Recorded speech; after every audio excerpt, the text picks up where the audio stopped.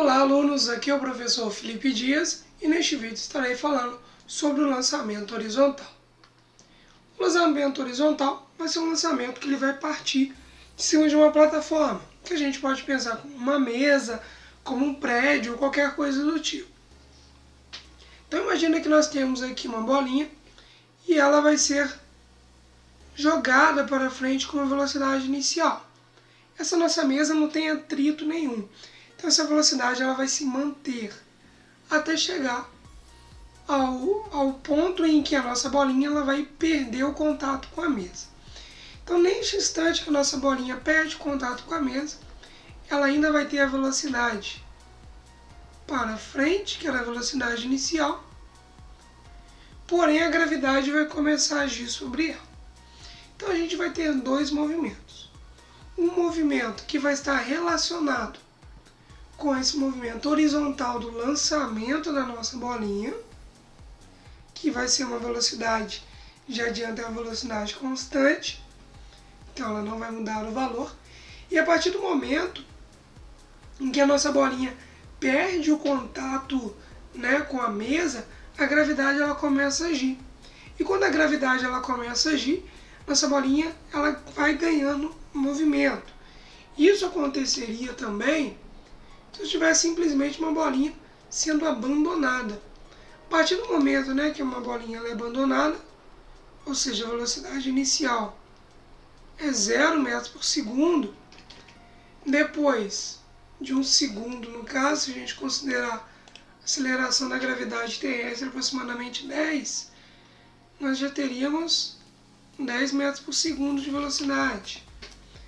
Depois, em mais outro segundo, nós já teríamos 20. E aí sucessivamente, até atingir o solo.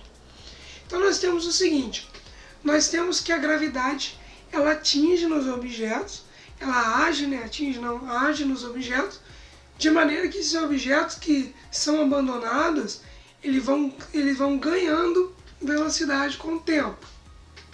Então no nosso caso, se eu pensar somente na gravidade, essa minha primeira bolinha aqui, ela não teria nenhuma velocidade para baixo. Já na segunda, ela teria um pouquinho de velocidade. Aqui é um pouquinho maior. E na última, antes de atingir o solo, maior ainda. Então nós percebemos que essa velocidade ela foi aumentando devido à aceleração gravitacional. Então a gente pode entender dessa maneira o movimento. Já essa velocidade aqui, velocidade inicial, ela sempre vai se manter o mesmo valor indo para frente. Então repara que eu tenho um movimento, que eu tenho duas velocidades. Então eu posso denominar esses movimentos como movimento horizontal e movimento vertical. Entretanto, horizontal e vertical eu poderia muito bem usar o eixo X, o eixo Y do plano cartesiano, onde o eixo X é horizontal e o Y é o vertical. Então assim eu poderei nomear essas velocidades. Então essa velocidade que é para baixo, que faz o nosso objeto cair, vou chamar de VY. E ela vai aumentando. Já a velocidade que vai para frente, na direção onde o lançamento horizontal aconteceu, como ele está deitado, vou chamar de Vx. E essas duas velocidades são completamente independentes. Porém, eu poderia fazer um somatório vetorial dessas duas velocidades. Então aqui eu só teria uma para frente. Se eu fizesse um somatório, eu teria uma velocidade nesse sentido. Sempre tangente à curva, e aqui não ficou muito bom. Então, na verdade, eu teria um somatório, que fica legal se eu fizer essas duas velocidades, para que esse movimento aconteça. Mas na maioria dos casos, a gente deve se preocupar com essas duas velocidades de forma independente. Então, como eu já comentei, eu vou anotar aqui, a velocidade x ela é constante, lembrando que a velocidade constante é do movimento retilíneo uniforme. Porque se eu enxergar só o nosso objeto indo para frente, né, ele vai ter esse deslocamento aqui, ó, esse alcance. Tá bom? Vou escrever aqui alcance. Esse vai ser o alcance. Então, se eu olhar somente neste sentido, eu vou apenas ver o movimento em linha reta com a velocidade constante. Então, por isso é um movimento retilíneo uniforme. Já com a velocidade em y, ela não é constante, né? Eu possuo uma aceleração. E essa aceleração ela vai ser a aceleração gravitacional. Não importa do local. Pode ser da Terra, de Marte, da Lua. Então a gente vai ter um movimento retilíneo uniformemente variado. Mas por que retilíneo? Porque se eu considerar somente a descida, eu vou ter uma altura h aqui que é uma reta. Ok? Então nós temos velocidade x, um constante movimento retilíneo uniforme, e a velocidade em y ela vai ter aceleração. E as duas então são movimentos independentes. Mas o que isso significa? Se os dois forem independentes e eu considerar que no mesmo instante em que a nossa bolinha ela perde o contato aí com a mesa, se eu tivesse uma outra bolinha aqui laranja, que ela fosse, né, cair, né, ela ia caindo, eu teria o seguinte, eu teria que o tempo de queda das duas seria o mesmo. Mas eu entendo se você não entendeu isso. Por quê? Porque não é algo que está bem claro na nossa cabeça, né? A gente não nasce sabendo isso. Aqui ficou um pouquinho torto, mas beleza. Eu busquei aqui, ó, colocar mais ou menos a mesma altura nessas posições aqui, ó. Primeira imagem com essa primeira imagem. Segunda imagem com essa segunda imagem. Terceira com a terceira, quarta com a quarta. O mesmo tempo que o nosso objeto aqui vai cair, né, o azulzinho, vai ser o mesmo tempo que o laranjinha vai ter para cair. Por quê? Porque a velocidade do azul que vai causar a queda dele vai ser a velocidade que vai ter aceleração na gravidade, que é o VY. Já o nosso laranja, quando o objeto é abandonado, ele simplesmente só vai sofrer a ação da gravidade. Então, como ele só sofre a ação da gravidade, né, a mesma gravidade que faz a ação no azul vai fazer então no laranja, nós teremos que o tempo, né, de queda será o mesmo. Porém, no caso do nosso laranjinha aqui, né, ele teria só uma velocidade em y. Porém, a velocidade em x, ela não altera o tempo. Então, isso é algo importante para você ter, para depois fazer as questões. Então, a velocidade que vai alterar o tempo desse movimento, no lançamento horizontal, é apenas a velocidade em y. Já a velocidade em x só vai mandar no alcance. Como esses dois movimentos são independentes, eu posso afirmar que se um objeto é lançado horizontalmente de uma plataforma e ao mesmo tempo um outro objeto ele é abandonado nessa plataforma, os dois objetos vão atingir o solo ao mesmo tempo. Bom, eu não sou muito fã de armas, mas então para a gente exemplificar melhor essa independência dos dois movimentos, vou considerar aqui que eu vou dar um tiro com essa arma. Então quando eu dou um tiro, daqui vai sair um projétil. Português claro, uma bala, né? Então, essa bala aqui, ela vai ter um movimento, né, um lançamento de movimento horizontal. Um lançamento horizontal. Imagina que nesse exato momento, não entendo muito de armas, cai alguma coisa, uma cápsula, alguma coisa do tipo, bem aqui da mesma altura, né? Então daqui vai cair uma bolinha aqui. O que acontece? A bolinha então vai ter a ação da gravidade. Então os primeiros quadrinhos, né? Se a gente fosse tirar fotos isso a cada um instante de um tempo, eu vou ter as duas imagens iniciais perto, depois elas vão afastando, afastando mais, até chegar ao solo. Esse afastamento ele vai se dando porque a velocidade ela vai aumentando.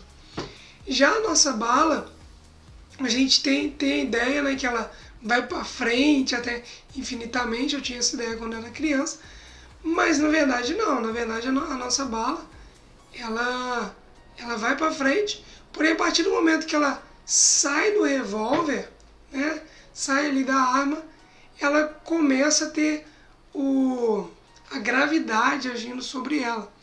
O desenho não ficou muito legal não, mas acho que vai dar para explicar.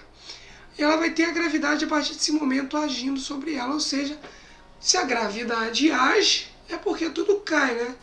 A ação da gravidade é a grande explicação porque tudo cai, né? Porque tudo é atraído pelo centro da Terra, isso se dá pela gravidade. Então, sempre importante também comentar, né, pessoal, aqui ficou muito legal, mas essa trajetória, ela é uma parábola, né? Na verdade, no caso, uma semi-parábola, né? Uma curva, porque ela é só metade de uma parábola. Então, neste caso, esse movimento dos dois, tanto da bolinha que caiu no exato momento do tiro e da bala, esses dois movimentos vão possuir o mesmo tempo. Mesmíssimo tempo. E isso é muito interessante. Isso não está na cabeça normalmente. Então isso mostra de fato como a física é interessante. Então a gente vê que os dois aqui eles possuem então o mesmo tempo de queda. Porque a única coisa que vai importar para o tempo de queda é a gravidade, né, no caso, e a altura, né? Quanto mais alto vai demorar mais para chegar ao solo.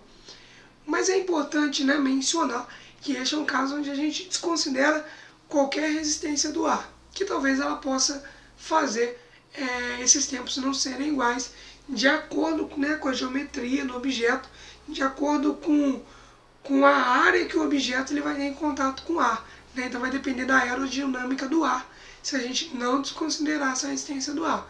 Então neste caso a gente vai desconsiderar então, o tempo dos dois, tanto da bala, tanto, né, da bolinha aqui, vai ser o mesmo de queda. Então, em resumo, nós temos que o lançamento horizontal, ele nada mais é do que a junção de dois movimentos. Um movimento horizontal, como o nome já diz, e a partir do momento que o nosso objeto perde contato com a plataforma, ele começa a receber a ação da gravidade. Então, com isso, a gente tem um outro movimento, que seria um movimento vertical. Então, a gente vai ter um movimento horizontal e vertical, que a gente chama, respectivamente, de x e de y, para a gente orientar através do plano cartesiano.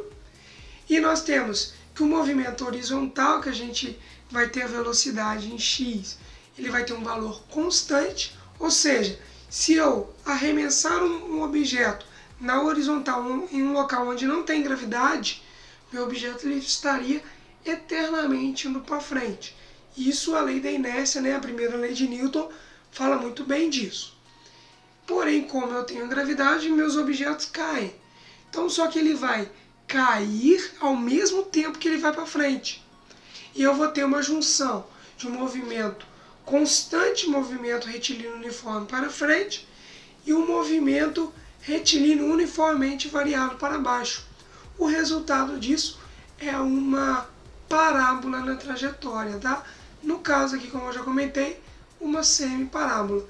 Então, nós teremos que o movimento em x ele vai nos dar o alcance, já o movimento em y vai nos dar o tempo de queda e também a altura.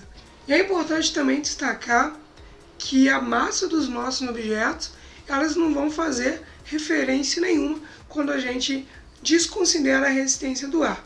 O que faz a verdadeira mudança do alcance quando a gente fala sobre a resistência do ar é mais a aerodinâmica do objeto, né? Ou seja, vai depender da área de contato que o objeto vai ter com o ar, no sentido do seu movimento. Então, se você tem uma chapa, né, sendo jogada de maneira que toda a parte dela aqui, né, chamar toda essa área dela aqui, ela tem contato com o ar, você vai ter um lançamento menor, né, você vai perder muita velocidade pelo contato com o ar.